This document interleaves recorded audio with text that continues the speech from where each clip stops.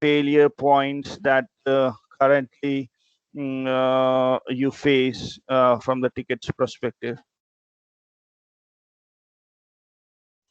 Okay. Yeah. Uh, and probably that was it from my side. Any other questions that you have from the sessions that we had with Kylie um, in last session? Please, guys, feel free to ask your questions.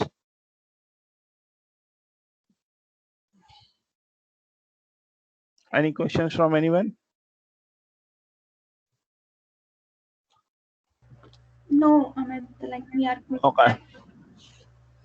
Okay. So, Kylie, over to you. So probably uh, you can start with your side. Okay. Or do we have everybody on? It's Alex. Vaibhav is not there, but recording is there, so he can revisit. There is Okay, some cool. internet issue going on with his side since morning. Amit, yeah, I joined. Okay, thank you. Okay, so everybody in here. So we're good. Okay, great. So last time we covered AS400 and what those screens and options mean for Insight. So what I want to show you today is the website, what customers look at, some of the things that we have issues with. And then I'll explain a little bit in Insight with customer setup and what all has to be assigned and selected so it will run smoothly. Yeah. Just a question, Kylie, since you know AS400 as well. So when we enter the username and password, the home page where we land, it comes with different options, and from there you go to other screens. So the home page screen that comes is a blank, or it has some details to fill in. In AS400, Yes. let me share my screen with you guys real quick. Yep.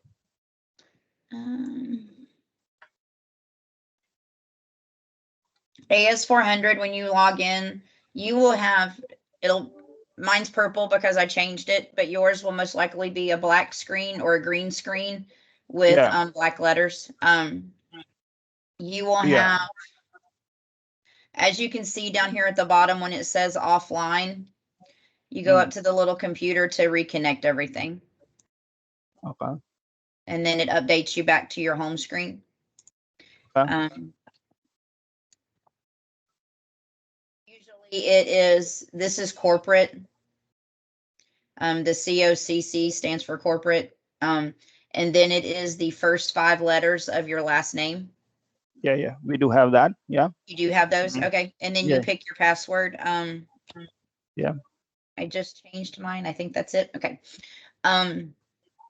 You will, when you log in, this takes you to the master menu. So right now in the left-hand corner, it will always tell you what company you're in and what warehouse is linked to that. If you ever need to change your locations, if you need to look at a different branch, F11 will take you to a different branch. Okay. As you can see, the branches are companies. To give you a little bit, we just went through and did marketization across all of the United States. So we used to have, this would be 10, 11, 12, 09. We used to have, each branch was different. So when they went in and they kind of merged everybody. So now we have 14 markets throughout the United States, and each company is a market. Does that make sense? Yeah. To kind of help you understand what's what. And then to change or select, you can arrow down, page up. You can even scroll with your mouse. With the mouse, you can also click on options within. You don't always have to hit the function keys. You can use your mouse. So if we wanted to go into a branch, it then shows that the company number changed. And this is what warehouse I'm working out of. Okay. If you have asterisks in front of it, you do not have permissions to go into those options. We don't need them. Excuse me. One of the, sometimes when they're set up, you will not see the asterisks. It'll just list 1 through 7, and then it'll jump to number 11. Just depends on who sets up your AS400 for you. So some of you may see these and some of you may not. It just kind of depends on who set them up. I particularly like them not to be here. It's less to look through.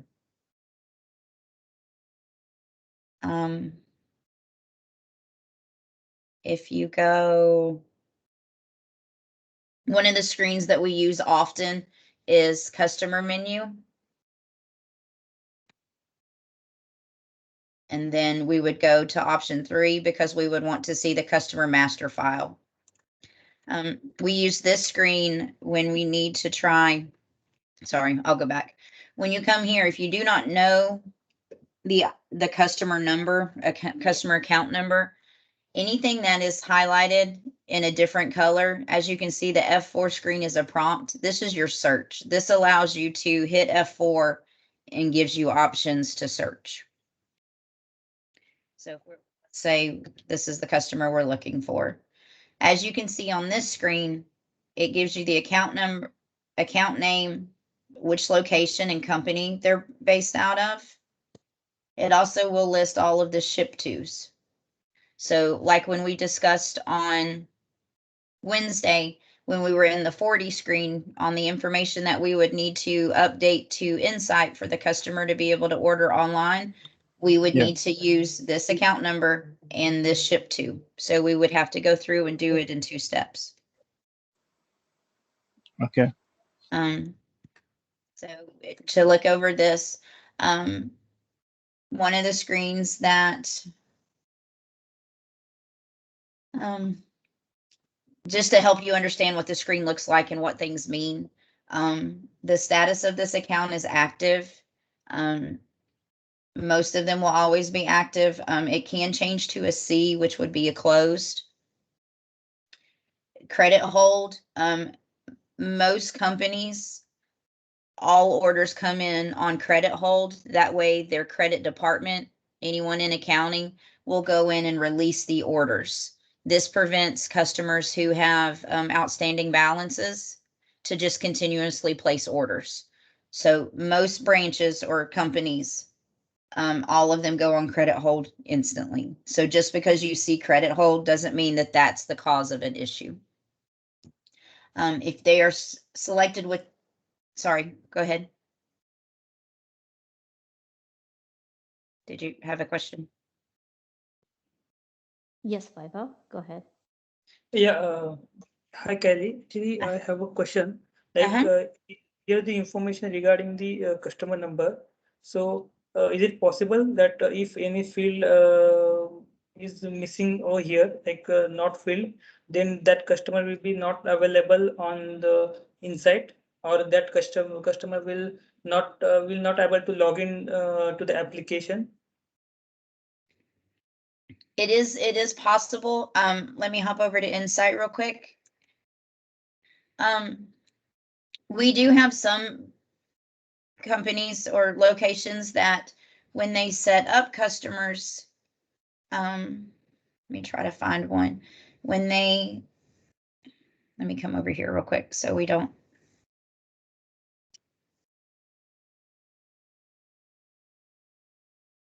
When you set up a customer on the website to be able to use you create a username for them.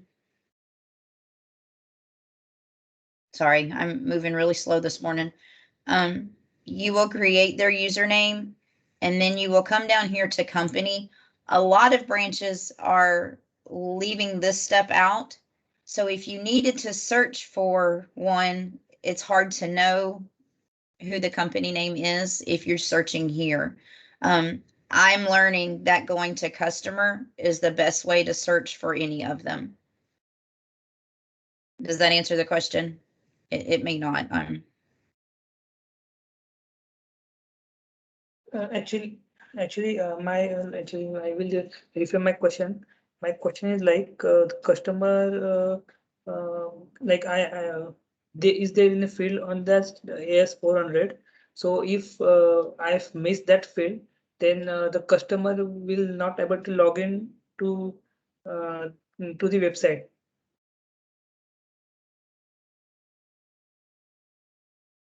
Sorry, I muted. The only time the customer will not be able to log in until you do the 40 screen, which is right here, the branch has to set them up in this screen first. If this task is not done, they are not able to use the website. But as long as this task is completed, they should be able to use the website with no problem once we create a username and assign the customer to the username. Okay. Okay, that's what I want I wanted the. Right. So all of this step right here, the 40 screen has to be done first, or they can't do anything on the website. This is step 1 of the process. Which all of this should be done before it ever gets to you, ticket wise. All of these things should be done. Now, we do run into issues where the branches set up a username, but they never did the 40 screen, and then the customer can't log in. That's when we have to do a little bit of research to say, well, it's not set up. This is why you're having issues. We are working with us doing a lot of the training that I've been doing with the field for the admins who do all of the setup in the 40 screen and in Insight. We're having less and less of those issues because they're getting a refresher to know exactly what they have to do to make it run smoothly, which then in return lowers the tickets.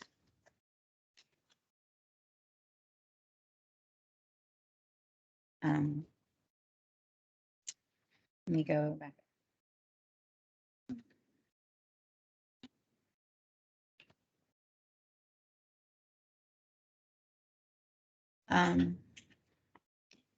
If you have credit hold and it is marked with an N, that is marked as a do not sell. That could either be loss of business, whether the customer closed or they had an outstanding balance and never paid it and we cut them off. A lot of these are usually just loss of business, especially due to COVID here in the last year. Some businesses have closed down.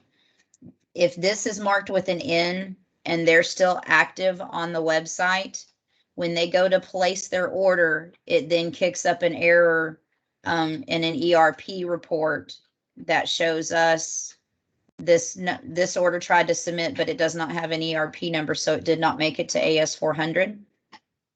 And then that's when ShareCon and I go in and try to figure out why. That'll be another step when we get, if we have one pop up in the time that we're doing this training, I'll show you guys how we look at those and the different applications we use to look at them. But right now, I've already done all of them for this morning. If you can hit enter in this screen, excuse me, and it takes you to the next screen. Another place that you would look at would be ship to required. If there are multiple ship tos, this is usually marked to a yes. If this is marked to yes, and they did not update a ship to Insight, that will kick an API error to the customer when they attempt to log in.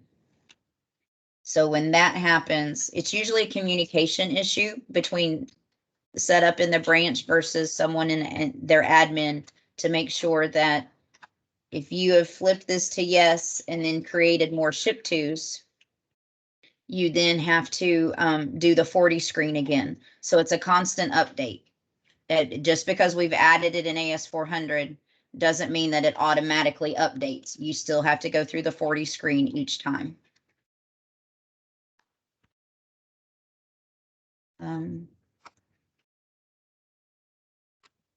Nothing else really in this affects us. Anything that we look for.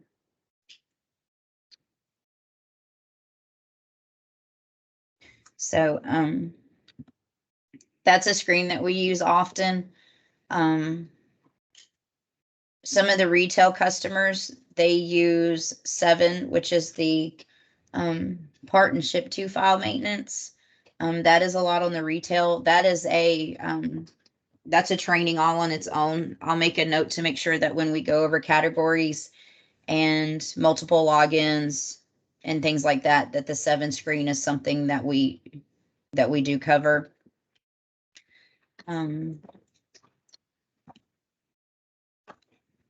We also use number 3 and then number 2, which is order inquiry. Sometimes we will receive, if we know a customer has placed an order and we're trying to see what happened, where was it at in the order, did it come across? You can fill in as much information as possible. One of the things that I've learned from the field, when you come down to this little option right here, it helps if you only select the open orders. Because if we were to hit enter right now, it would pull up everything in the system for this one customer. If you change that to a 4, it only provides open orders.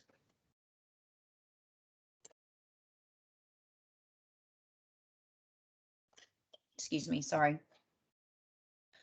And then you can scroll and you can see some orders are still held. These are ready print. And some things to help you understand what this means. This is, if you do 5 to display the order, it tells you up here that the order type is normal.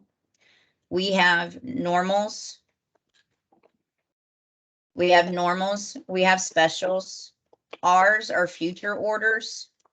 And as you can see here, the ship date is for the end of June. So that's why it's marked as a future order. On our e-com team, we really don't use this very much, but it just helps you understand what you're looking at when you're looking at the system. No stock obviously means that the order is not ready to ship. It hasn't come in yet. A D will be a drop ship, which means that that is shipping directly from the vendor to the customer. Once again, we really don't do anything with those. It's just more so you can understand what you're looking at if you have to look in the system. And if you hit F12, F12 takes you back a screen. F3 will take you all the way back to the menus. Another one we would normally look at is number 4 for inventory. This is when we have an item, when a customer opens a ticket and says, this item is not visible online. I'm not able to see it. This is where I come to first to make sure that all of the flags are selected correctly. Did Shere Khan go over this with you guys the other day? If he did, I just don't want to duplicate it if he did, but if you want me to go over it again, I will gladly. I think no, we haven't gone through this. You haven't gone through it? Okay, great. I'll keep going. Yeah. So we picked number 4, and then we go to number 2. So because we want to see what the inventory master file looks like for this branch. I'm going to pick a random item. You can also, if you do not know the item number, which by the time you get to this screen, you will, again, it's in a different color, which matches the F4, so we can search. If you were given the vendor number by chance, you can type that in. This gets a little confusing though if you only know the vendor number, because you can see there's multiples, but these are special prints. If that helps you, you have to kind of know what you're looking at. And we're not expecting you guys to know what all of that means. By the time you get to a ticket, you will be provided the number. So if this is the first one we were looking at, on the very first screen, one of the first things in inventory inquiry you want to look for is item status. If it is active, that means that it is constantly being ordered and ready to go. Sometimes this is a non-stock, and those items will still show up on the website. If this is marked to a DNR, which means do not reorder, that will cause the item not to show up on the website. It can also cause an error when submitting the order that an item in their cart is not available, which will also cause them to open a ticket. Usually the ticket will state, I think we had one yesterday for Rita's that were saying they couldn't, at first the item wasn't visible, and then we updated the order guide so the item was visible, and then they tried to place an order for the item and it was still stuck in their cart, and they got an error saying due to restrictions you're not able to purchase this. When I went in to check the item in the system, this was marked as a DNR. So that basically tells the system we do not want customers to order this because it needed to be flipped to a non-stock versus a DNR. That way, if it was a non-stock, the customer could still place the order, and then we would order it as a special. So on the next screen, what we would do is we would come down and hit F8 because we want to see the inventory master. We want to see all of the setup information for this item. So when we hit F8, the main things that we want to look for is excuse me, if e-catalog is marked to yes, then this item should be visible on the website. If it is marked to no, obviously they should not be able to see this on the website. The next place we come down and check is price book restrictions. Price book restriction means that if this right now, anyone can look at this item on the website and see it, as long as they are selected to see whether it's in their price file, their part file, or if they're able to view the whole branch catalog, anyone would be able to see this.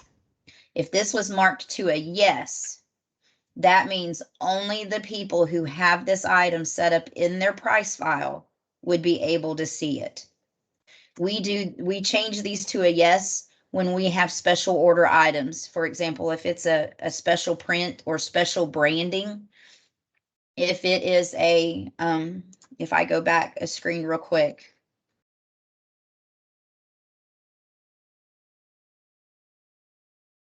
We go down to this item right here, which shows for Wiener Works, it's a hot dog restaurant area that we have here. And we go to F8. This item is not visible on the website at all because the ECAT is still set to no. This should be ECAT yes, and the price book restriction should be yes also. That way, whoever this is set up for is the only person who can order these. So right now, the customer who this is set up for, which it doesn't say, normally it would say a special order code and who the customer would be, but that's not filled in at the moment.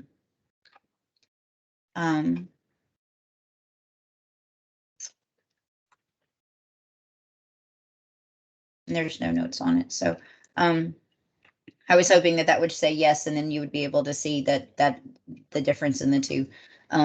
But those are the two main things that you want to double check when customers say, or tickets say, item is not visible on the website. That's where we would start for troubleshooting. Does that make sense? I kind of covered a lot in that little tidbit, but does that make sense? Hello, Kylie. Hi. Hello. Hello. Yeah, hi. Yes. Alex here. Kylie, I just want to confirm one thing. If you put the status as DNR, which we told earlier, so Hmm. that means the e-catalog has to be in. It doesn't have to be in. If it is changed to a DNR, the system doesn't like it when you change a status that it doesn't recognize. On the website, DNR is we've picked the option. It's either a stock item or a non-stock item. Okay.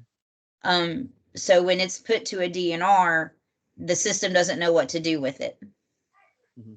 Then it won't display in the website. Correct. It still shows on the website. It just stops them from being able to order the item when it comes over. And usually a DNR item, when an item is marked to DNR, I was trying to think of one that I know of off the top of my head. Give me just a second. I'll find one for you real quick.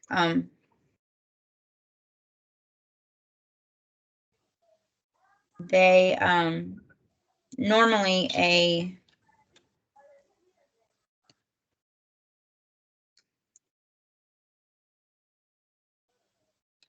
bear with me, I'm sorry.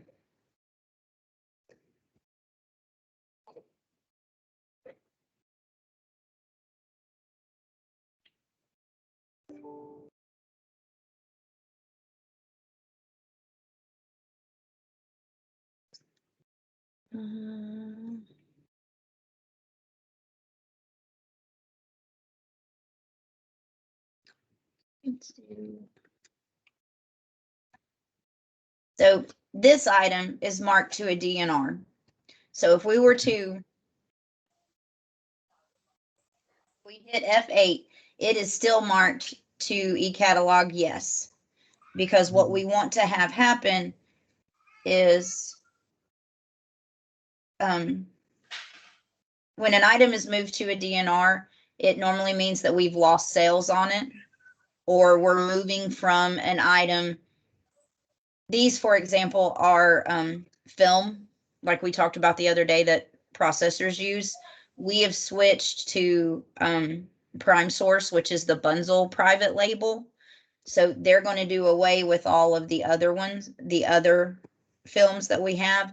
So we marked it as a DNR so we can sell the 45 we still have, but we do not want to reorder any new ones. F5 gives you notes on an account. Once again, you probably will not ever need to see these. And some of them are not up to date. You can see the last time this was updated was in October. And it doesn't tell you why the item was DNR'd. Normally it'll say DNR due to moving to new item.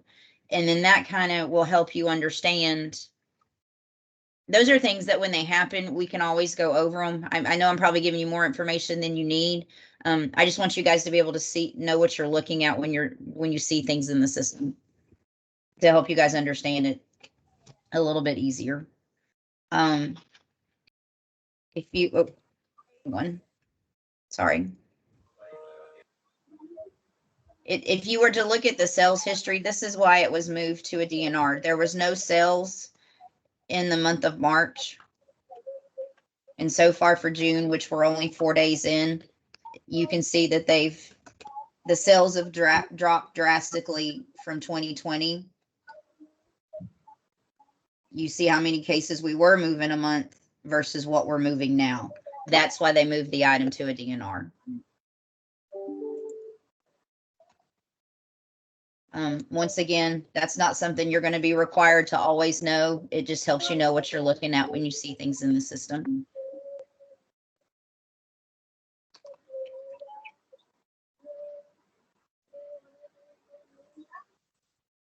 Sorry, I keep coughing. I apologize. You're fine. No It's all problem. good. The next thing that you guys will look at, really won't do anything in the purchasing menu.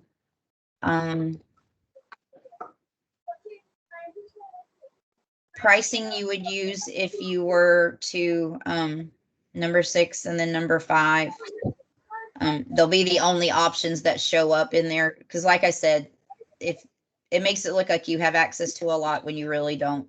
That ones with the asterisks, they're not there.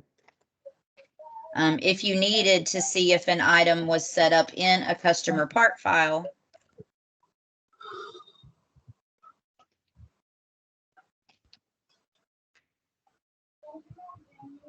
this is where you would come to see if it was added in the part file, if a customer was set up to a number 4 option in the 40 screen like we discussed the other day. I do not use this screen very much, but if you needed to ever confirm an item is in the price file, this is where you would come to look. This would be another troubleshooting reason of why an item is not visible on the website.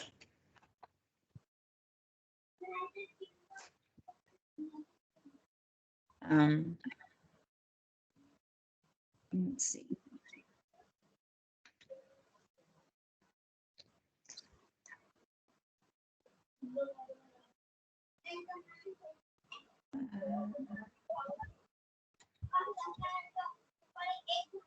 That's all I can think of that we right now that we would actually use an AS400 to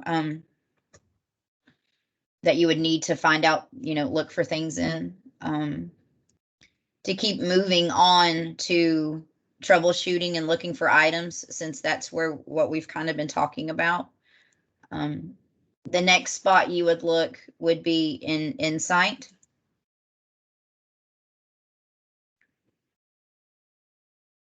And go back there so it doesn't try to create.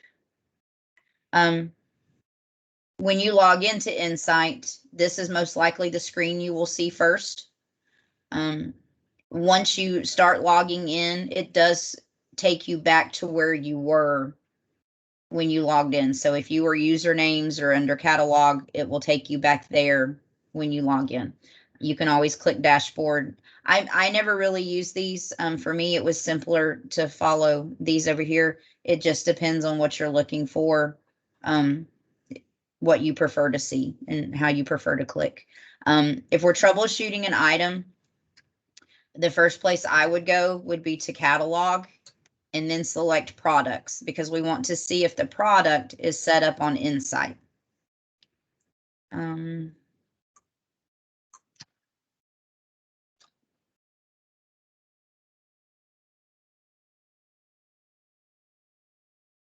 So this tells you here that the item is actually located twice. All of the Bunzl numbers are 8 digits. The standard Bunzl number is 8 digits. If you have a 9th digit, this means that this one right here, you can buy it by the case or you can buy it by the pallet. So if there is a number 9 at the end that is in the 9th digit location, that means you can order it by a pallet. If it is a 5 or a 3, then that means you can purchase it individually. That means that the case is broken up and there's inner packs that they will sell it individually. Hold on just 1 second.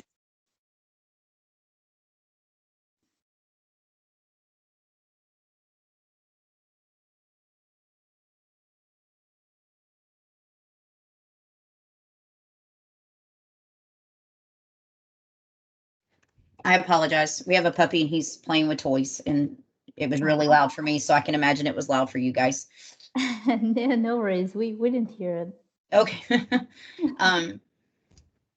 So here, quick question here. So this product number that we see, is that more like Bunzl's number, right? It's not the customer's number. It's the Bunzl's number. Correct. This is the Bunzl number in our system. If we go to inventory real quick and then do number 2. And most Bunzl printed items will start with a 7500, or they're like a 7300 or a 7800 are all Bunzl numbers. Got it. Each of these Bunzl sets things up in a way of the first 4 digits are the vendor, and then the last 4 actually represent what the item is. So with this one, it is marked e-catalog, yes. So that explains why we see it here. If it was marked to no, we should not see it over here. So is it, the reason that they appear in these 2 different ways is because some customers can order it by case while the others can order it the other way? Correct. They can order, for example, let me pick a different item real quick. This is a case of bleach. Uh-huh. So we offer it by the case, and then we can, excuse me, we can offer it by the pallet. Some customers prefer for receiving purposes, it's easier for them to order 28 cases and they bring in a pallet at a time versus bringing in 10 cases or 2 cases or 6 cases. So we set it up both ways. That way, when our customer service girls that actually enter the orders for us into the system, they know that they're going to receive 1, but that's still going to be 1 full pallet versus if you enter 1 here, you're only going to get 1 case. Mm-hmm. Does that make sense without confusing it all? It does. It does. Okay.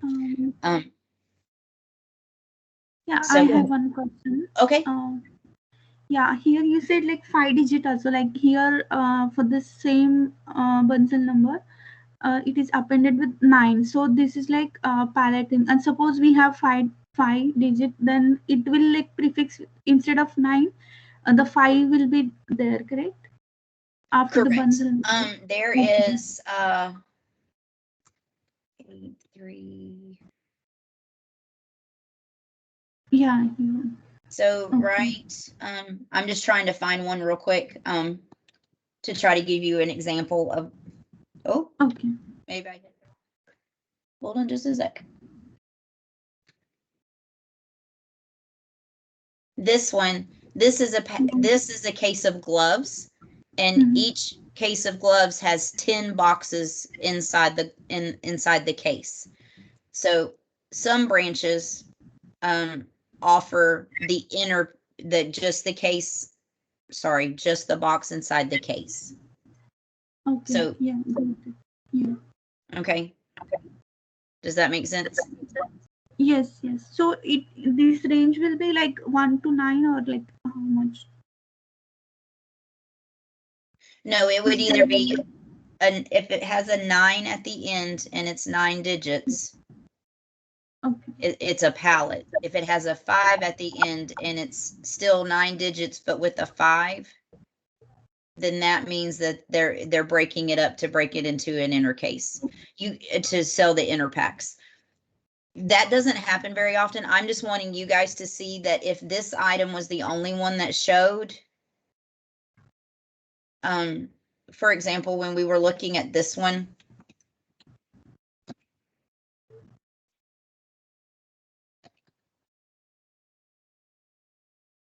if we were trying to find this item right here,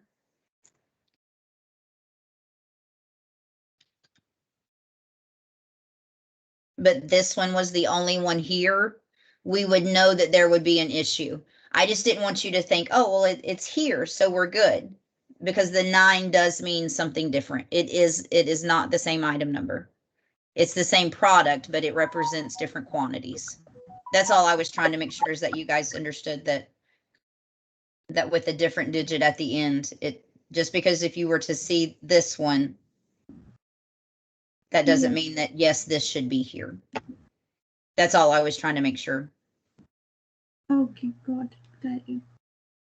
Okay.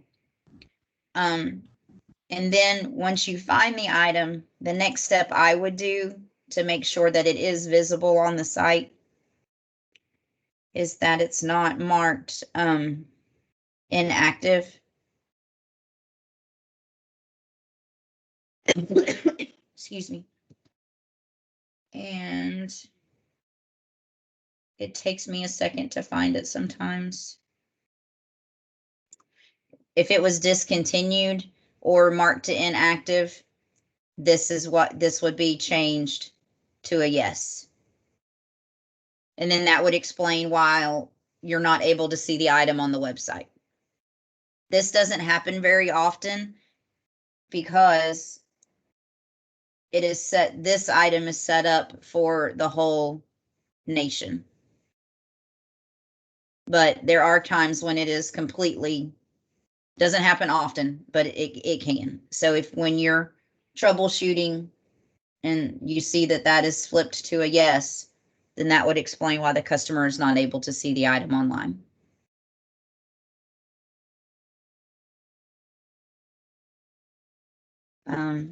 Another option that you have if you check that and that looks correct, is you could come to your product restrictions.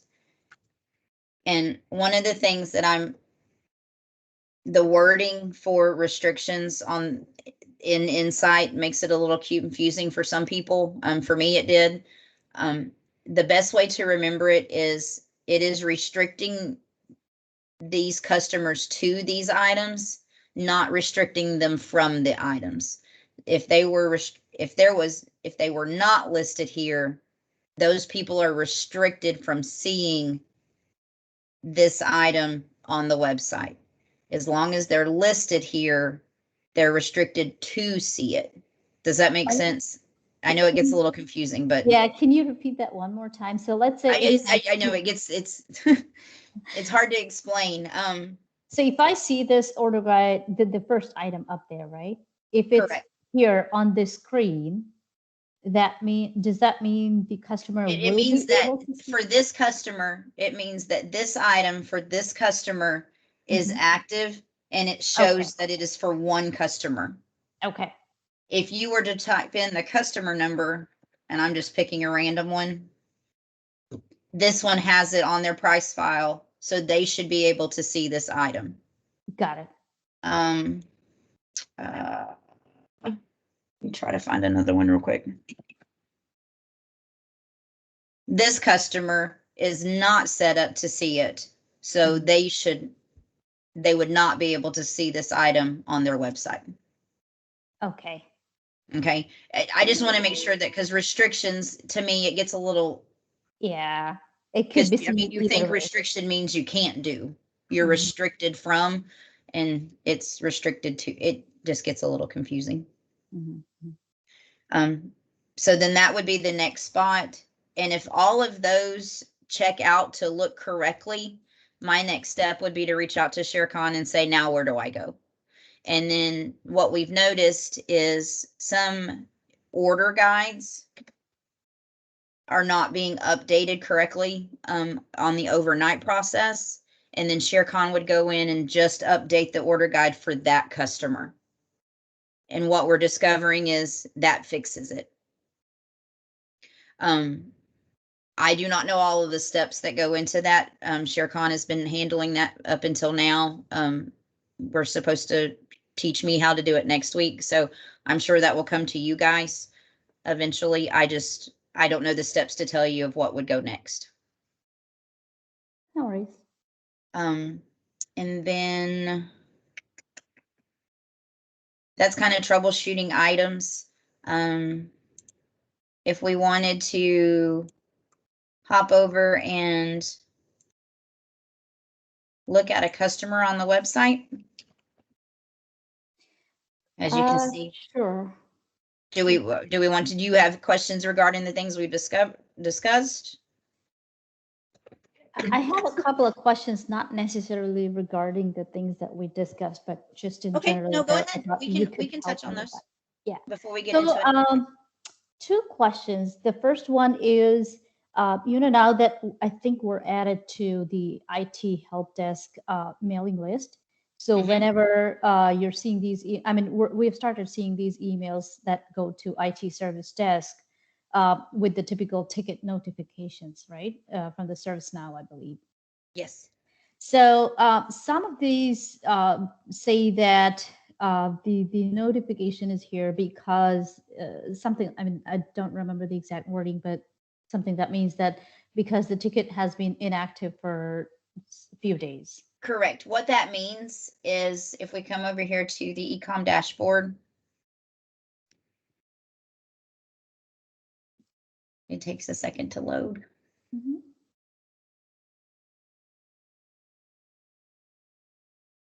We get a couple of notifications. We'll get a notification that says is still unassigned, which Mhm. means that I haven't assigned it to someone yet. Goodness gracious.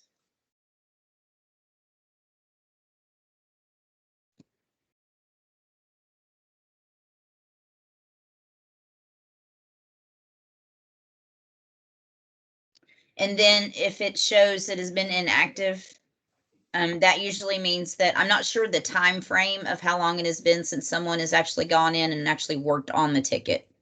Mhm. All that's doing, I think those are just reminders from the system to say, hey, don't forget you have this ticket out here. Okay. And then, and maybe this is covered somewhere else, but are there SLAs on the priority or the severity of a ticket versus the turnaround time? Some of them are simpler than others. I'm not real sure why this will not load. For example, let's say if it's a priority one ticket, then it has to be, first Right, responded we had within so one. much time and then resolved Right. within so much time. Correct. Were you guys on the one yesterday for the fresh market? Did you see that one that came across as a critical? I don't think so. Okay.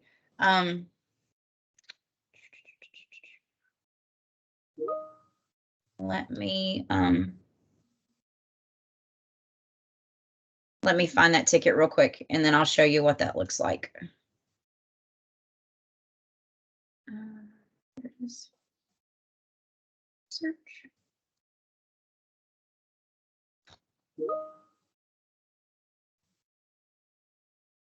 So this ticket came across yesterday as a high priority critical item. Mm-hmm. That is established. The urgency is the only one that we set. Okay. These other options, business impact, and then priority, that is set by whomever opens the ticket. So Jennifer Carlson felt that this was a critical item. Mm-hmm. And when we scroll down, the fresh markets were not able to log into the website. So that is a big problem for us. And what ended up happening, we will lose business if customers are not able to log in. So our team worked with the developers to figure out what was wrong. Come to find out, this customer was using Internet Explorer, and with our last release that we did, the 21.5 was or 21.4 was our last release. My understanding, and I could be wrong with the technical terms, but the update from our last deployment did not update for Internet Explorer, because we all know Internet Explorer is going away. Dying. Yeah. So we are trying really hard to push customers to Chrome or Edge, or even if they need to use Foxfire, they can, or Firefox, they can. Mm-hmm. So the team did a update in the background, deployed it out to production, which was the actual live site. Customers were then able to log in and use the system. In the middle of that, the sales rep was able to reach out to the fresh market managers and say, hey guys, we really need to be using Chrome or Edge. And then that's when they gave all of their stores permission to use Chrome. And then they started saying, oh, the site's moving much faster. This isn't lagging like the other one was. So, and that's the thing too, when we hear lagging issues and, it's delay, and I have that terminal circle that sits there forever, usually it's because the browser. and it can happen if they're on IE, or I've also learned that it can happen on Chrome if they do not have the most current. I think they have to have like the update of 60 or higher for Chrome to run efficiently for our website. Okay, so from this ticket's perspective, let's say when the person has raised a ticket with first priority, critical, urgency, highest, and everything, do we have an idea about what's the number of users that are impacted by this? Like, are we talking about one user? Are we talking about 50, 100? This one, just to give you an idea,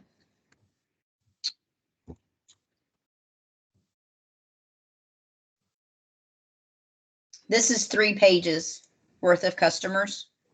Okay. So there's so 122 users were affected by this one ticket. And all those 122, well, yeah, possibly we're using IE because of probably their company. Because that's what their store would allow them to use. Right. So now that they've given them permissions to use Chrome, all of these issues should not happen again. Right. A lot of the tickets I'm discovering, excuse me, are us needing to train our customers on what is the most efficient way to order online and using the best applications to help your shopping experience be a timely manner instead of, shopping and without it lagging and things. People compare all the time to Amazon, and I try to make the argument or help people understand Amazon is offering the exact same item all the way across the United States. It just depends on where they're going to ship it from, whatever is the closest, or you may be sitting in Washington State and the item is in Florida and they're still going to ship it to you. Bunzl, on the other hand, is searching throughout their system to give you only what is in your market. And sometimes that takes a little bit longer for search engine wise. And those are things that I'm trying to help customers understand, and even sales reps to understand, that you can't compare Amazon to Bunzl because it's not the same you're not comparing apples to apples. Right. But you guys know that. I mean, you guys are from that type of field and you understand that. Yeah. Those are just some of the struggles that we deal with trying to get customers and sales reps and our field support to understand.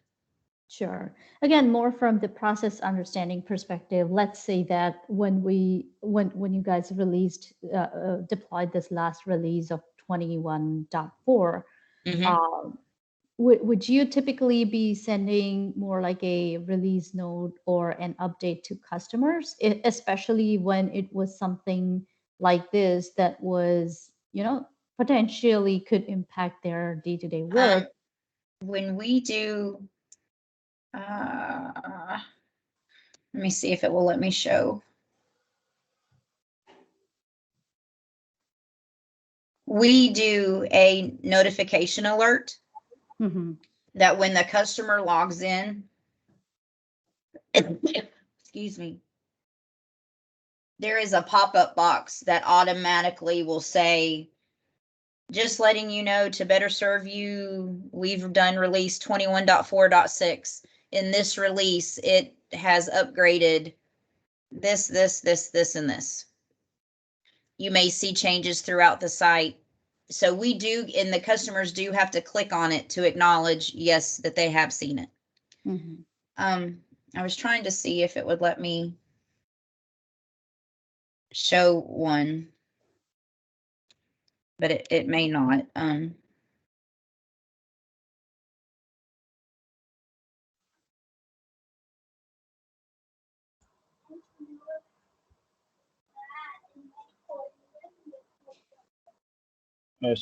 Kylie, while the screen is coming, just wanted to confirm with the timings.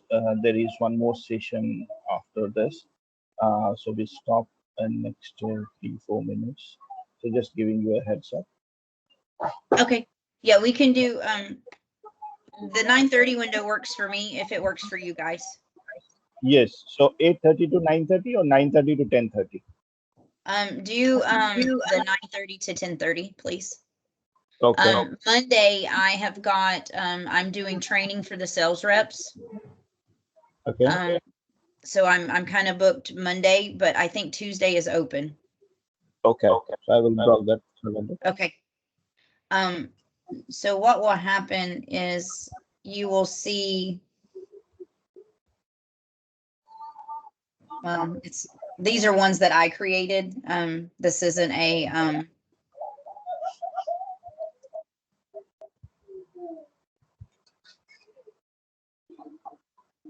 why won't it open? It may not open because it's already, there was a start and finish to it.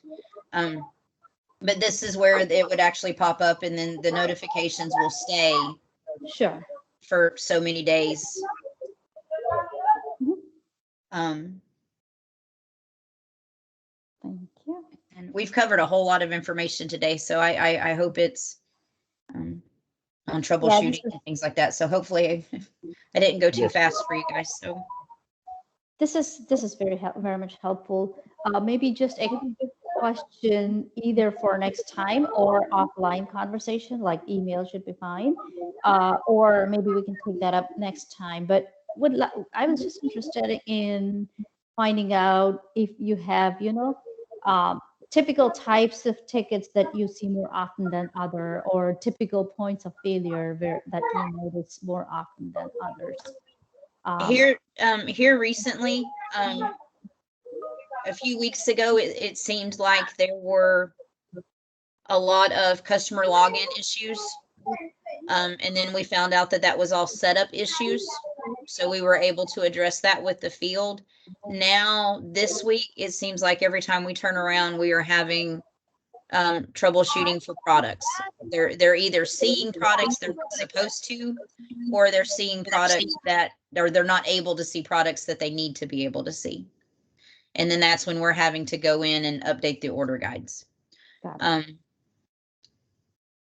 I'm discovering that a lot of the issues that we're having are jobs running in the background, that I think if we were able to run them more often throughout the night or monitor them throughout the night, that we wouldn't have as many tickets during the day. Because if, you know what I mean? Because sometimes, it's, if the system's not always caught at the time, it's thrown an error, and then it messes up the next job, and then it messes up the next job. Yeah, I think that's potentially one area where the India team couldn't come in handy, because we can run the jobs while we're sleeping and they're working, and they can kind of monitor the jobs. Correct, because that's one of the good things is we should be able to, we should now be 24 hours. Right. Which I think will help the system run smoothly all the way around. Yeah. All right. Thank you so much, Kylie. This was very y'all are very welcome. I like I said, and I'm here, and if you see a ticket and would like to follow it or reach out and say, hey, can you add me to the watch list, and that way I can follow the updates. I have no problems doing that. I just don't want to tag everybody if you really don't need to see, you know what I mean? Yeah, no problem. Yeah. But if you're interested in that, just let me know. And if you find a question, I'm here. You can email or call, or we can do Teams or however. So. Sounds great. Thank you so All righty. much. Thanks. Well, you guys have a good Friday. You have a good weekend. Thank you. Happy Yeah, weekend. thanks, Kylie. Bye-bye.